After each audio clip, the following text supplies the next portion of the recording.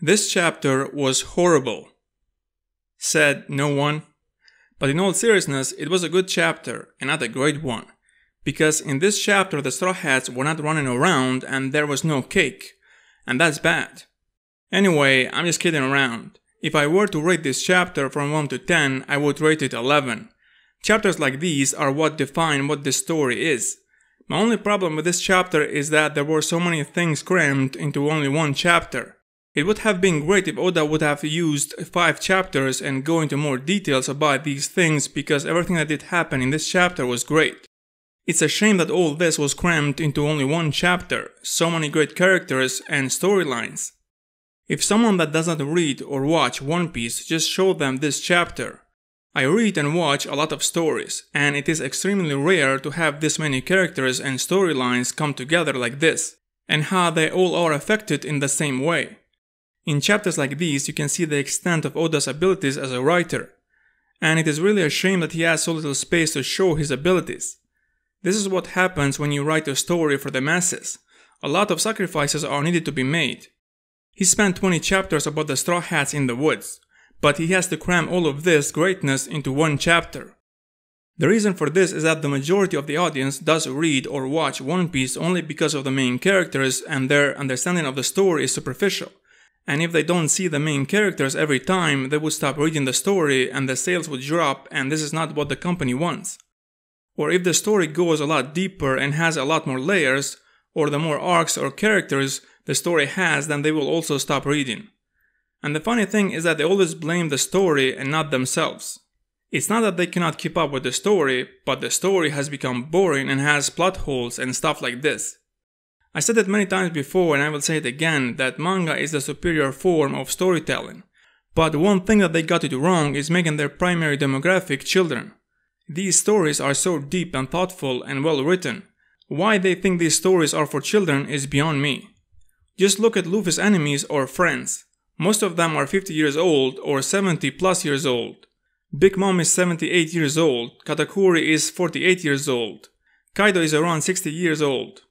Comic books on this matter, they got it right. Most of their characters are adults. One of the reasons why in the manga the main character is younger is due to being easier to build a universe around them because you start from zero.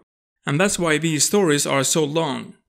The main character of Gintama is around 30 years old, but this manga is unique and lives by its own rules. The writer of this story does not give a damn about anything. But anyway, let's get back to the chapter. When we're announced the saga versus the Yonkos, from that point on I did expect greatness, but the Whole Cake Island arc did not deliver. So I started to get worried about the Wano arc, but this chapter gives me a lot of hope. This chapter did progress the story of One Piece more than the entire Whole Cake Island arc. It has more information and more greatness. And it really did change a lot in the story. The story did not go from level 5 to 6, but went from level 5 to 1.5 billion. The 5th Emperor. Has Luffy become an emperor of the New World? No, he hasn't. But the fact that people are talking about him around the world, this is what is important. And now everyone knows that he has a grand fleet and has a lot of allies that are very strong. Because who becomes an emperor, it is not determined by a newspaper, who, by the way, most of the information were lies. His mind devised and executed a calculated plot to destroy the Queen's castle. Did I say anything else here? Pirates are the ones who decide who is a Yonko. Even though Blackbeard and his crew were the ones who gave Whitebeard the final blow and he did take under his control some of the territories that Whitebeard had, he was not recognized as a Yonko at that time. Blackbeard was recognized as a Yonko only after he did defeat Marco and the rest of the Whitebeard pirates, so after the Payback War. And the same will be with Luffy. So right now he's not an emperor, but after the Wano War he could become one. This all depends on how the war will go. Besides telling some lies, the newspaper said something really weird. They said that Luffy and Sabo, the second in command of the revolutionaries, are brothers. But they did not mention at all that the leader of the revolutionaries is his father, and his grandfather is Garp, the hero of the Marines. These guys really did not do their work. About Luffy's bounty, I really did not expect to be increased so much so fast. And one of the main reasons is what did happen in this arc. I even thought that maybe there will not be new bounties after this arc considering how things in this arc went. This arc did look just like another arc with nothing special. But this is great for the story having this amount of bounty, because like I said before, this changes a lot. The story went up a few levels in a very short time. And now you can feel it that we have entered in the final part of the story where things will go crazy. And to confirm this, even Shanks did appear in this chapter, and said that the time is near when we will see each other. In this page we see the reactions of the 4 Yonkos. 2 of them are angry, and 1 of them is happy and the other is smiling. This page was very cleverly done, even though I wish Oda would have given each Yonko their own chapter. That would have been great. It is very interesting to compare Shanks' reaction to Blackbeard's reaction about Luffy. Blackbeard is thinking that Luffy is not ready, while Shanks thinks that he is. I wonder how Oda will play things out among these 3. They are very similar, but at the same time so different.